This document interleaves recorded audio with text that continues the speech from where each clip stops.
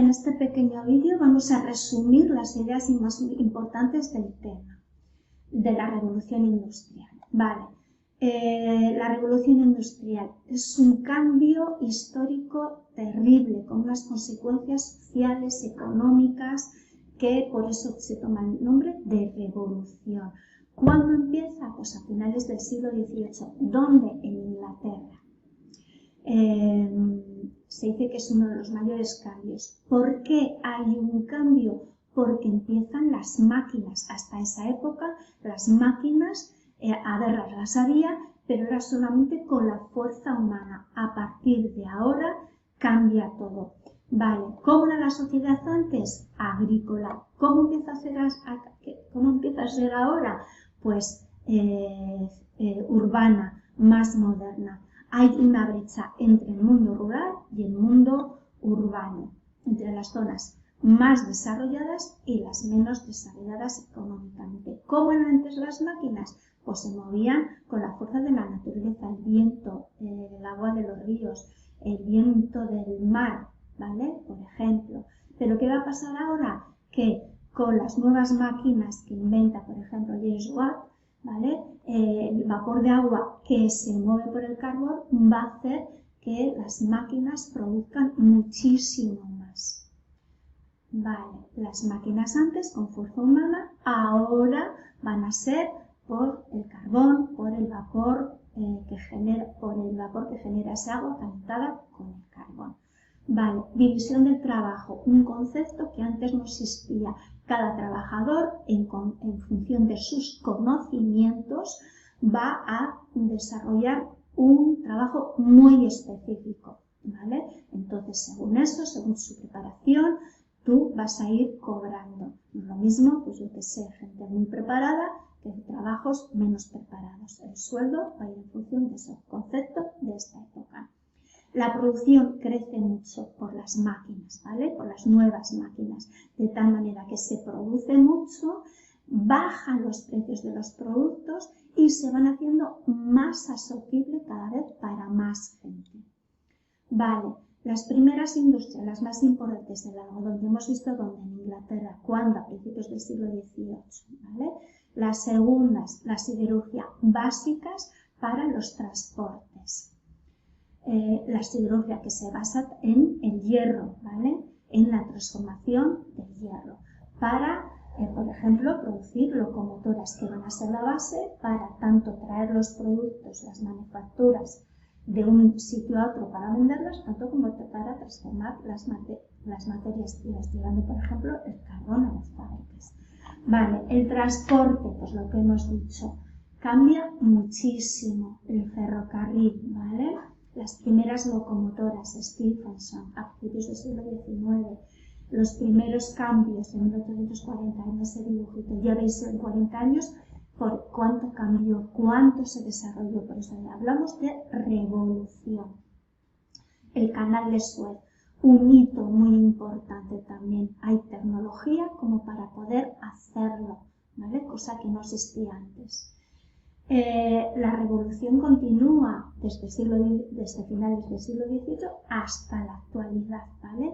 Ahora vamos a hablar de una segunda revolución industrial, finales del siglo XIX hasta principios del XX, más o menos hasta la segunda revolución, hasta la Primera Guerra Mundial, donde el petróleo empieza a ser cada vez importante, la electricidad aparece. Las industrias petroquímicas vitales, el automóvil empieza ahora. Y en la actualidad que hablamos de la tercera revolución industrial. En este esquema lo tenéis, ¿vale? ¿Cuáles son las tres? Cronológicamente y las industrias protagonistas de cada época. Podría poner en el examen, por ejemplo, dime el automóvil, yo que sé, la industria siderúrgica, ¿de qué épocas características, qué revolución? Pues de la primera, cronológicamente de finales del siglo XVIII, ¿vale? Bueno, consecuencias, efectos de la revolución. Bueno, pues socialmente la población creció muchísimo, fijaos en el esquema, lo que no había crecido en 500 años, luego lo crece en 50, en 100, ¿de acuerdo? Las razones, mejor alimentación, los cambios en la medicina, que van a ser para más gente. La higiene, un concepto muy novedoso que se extiende para nosotros hoy en día, básica. Muy importante como consecuencia de las máquinas, como consecuencia de que hay más gente, la gente en los pueblos empieza a sobrar y tiene que ir a donde hay trabajo. ¿Dónde hay? En las ciudades. A esto le llamamos éxodo. Éxodo significa un montón de gente, mucha gente cuando se cambia de un medio rural a una ciudad. O van a otros sitios donde pueden encontrar nuevas oportunidades, a Europa o América. De Europa a América. La sociedad teóricamente tiene igualdad jurídica porque ahora ya no existen los estamentos como había en la época anterior, pero en la práctica va a haber muchas diferencias, sobre todo de género y económica. Va a ser el dinero el que diferencia ahora a la gente. La sociedad empieza a estar poco a poco más informada, porque poco a poco la gente va empezando a aprender a escribir, a leer, está más informada, se lee más, poquito a poco, ¿vale? Nuevos lugares de relación en las ciudades, cosa que antes no existía. Se empieza por algunos, sobre todo las clases más pudientes, el deporte, el veraneo, ¿vale? Cosa que hoy está más extendida. Importante en los nuevos grupos sociales, las clases medias y los obreros, ¿vale? Estas nuevas clases son propias de la revolución industrial.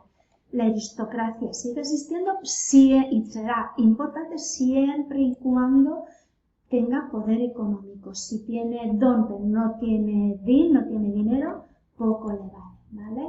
La burguesía industrial, la dueña de las máquinas, la dueña de esas fábricas donde trabajarán los obreros. Estos son los privilegiados, estos no son privilegiados, ¿vale?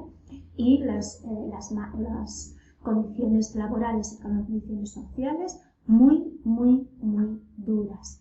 Por lo tanto, surgen los primeros sindicatos, ¿de acuerdo? ¿Dónde? Pues evidentemente donde hay más, en Gran Bretaña. Vale, ideologías propias de los trabajadores, de los obreros, pues el socialismo y el anarquismo. Los dos a favor de las condiciones de los trabajadores en las empresas, en las fábricas mejoren, pero muy diferentes en ellos. El socialismo, cuyo máximo dirigente es Marx, reconoce al Estado, quiere controlar el Estado. El Estado sería el dueño de las máquinas, de las empresas, el que controla la producción. La propiedad privada no existiría. Para el anarquismo, también, por supuesto, a favor de los trabajadores, pero en contra del Estado. Quiere que el Estado desaparezca, considera el Estado opresor. Se dividirían en pequeños grupos. Los avances de esta época, enormes, hay un antes y un después en los transportes, ya veis, en la química, en las comunicaciones, el teléfono, en la electricidad, ¿vale? Cosas que hoy para nosotros no nos imaginamos cómo sería vivir sin ellas, ¿vale? Personas muy importantes de esta época, ¿vale? Edison, Pasteur, la leche pasteurizada, pues que gracias a ellos pues nos enfermamos muchísimo menos. Darwin, las leyes de Mendel, Marie Curie, una de las figuras muy importantes, una mujer muy importante. Vale, aquí tenéis algunos elementos. Vuelvo a repetiros, estas fechas no son para estudiarlos, son para que seáis conscientes cuántas cosas, cómo evolucionó en esta época todo esto, ¿vale? Las ciudades, ya hemos comentado antes, se va de los pueblos a las ciudades. Los ensanches, que es donde viven los ricos, la burguesía, ¿de acuerdo? Aquí tenéis el ensanche de Barcelona. Los barrios estos se hacen con nuevos materiales, el vidrio, el hierro, fundamental. ¿Por qué? Porque ya se controlaba la tecnología para hacerlos. En cuanto a España, que hemos comentado, pues que va muy retrasada, ¿vale? Y los cambios económicos no son intensos, ¿vale? Como fueron en otros sitios. Era a principios del siglo XIX, España era fundamentalmente campesino, ¿de acuerdo?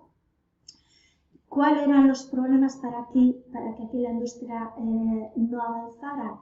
Pues la tecnología y la educación estaban muy atrasadas, las comunicaciones eran escasas y malas, faltaba mercado, es decir, faltaba gente que tendría nivel económico para comprar esos productos, faltaba dinero, faltaba capital, tenían que venir del extranjero, de Inglaterra, de Francia, de Bélgica, para hacer esas fábricas, para invertir en esas fábricas, y había mucha inestabilidad política. ¿Qué quiere decir eso? Pues que se cambiaba constantemente de gobiernos, uno iba avanzada, venía el siguiente, lo que había hecho ese lo eliminaba y no se avanzaba políticamente ni económicamente. Las primeras industrias modernas, en Cataluña, la industria textil, y en el País Vasco, sobre todo en Vizcaya, ¿vale? En la margen izquierda, la siderurgia. Aquí en este mapa, bueno, pues tenéis un poco la localización, industrias poco competitivas y localizadas, sobre todo en Cataluña, en el País Vasco y en Madrid. Y mientras tanto, ¿qué pasaba en Euskadi? Bueno, pues que van a ser a mitades del siglo XIX cuando se impulsa la burguesía bilbaína, va a ser la que lo impulsa, gracias al abundante hierro que hay en la margen izquierda de Vizcaya y a la llegada de este capital extranjero, sobre todo, ya os digo, inglés, francés y belga. Las clases de industrias, bueno, pues en Vizcaya, sobre todo siderurgia, metalurgia, el sector bancario empieza a ser importante porque es el que presta el dinero a esa burguesía. En Guipúzcoa va a ser la papelera, va a ser otro tipo de industria, ¿vale? Textil y papelería, y en Álava, que prácticamente en esta época no hay nada, va a ser mucho más tardío. El puente colgante de Vizcaya, que une Portugalete con Guecho, es un testigo de esta época. Y aquí comentar los trabajadores, cada vez llegan más y más trabajadores del Estado a trabajar a esas nuevas industrias, esas nuevas fábricas y esas minas, y como consecuencia de ello se desarrollan dos ideologías: el socialismo propio de los trabajadores y el nacionalismo cuyo representante va a ser Sabino Arana. Hablaremos de ello, ¿vale? Venga, un saludo y para adelante, chicos y chicas.